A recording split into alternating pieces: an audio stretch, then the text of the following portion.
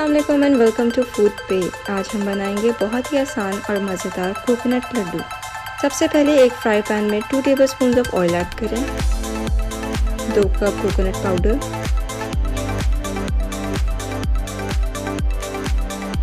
1 cup milk اور اس کو ساتھ ساتھ بھونتے جائیں۔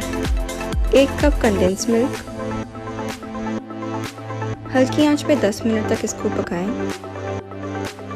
مکسچر کو ٹھنڈا ہونے کے لیے 10 منٹ کے لیے سائڈ پہ رکھ دیں۔ اب ہاتھ کی مدد سے کوکونٹ مکسچر کو لڈو کی شیپ دے دیں۔ کوکونٹ لڈو کے اوپر بادام اور پستہ لگا لیں۔ تو جناب ہمارے مزیدار سے کوکونٹ لڈو اب تیار ہیں۔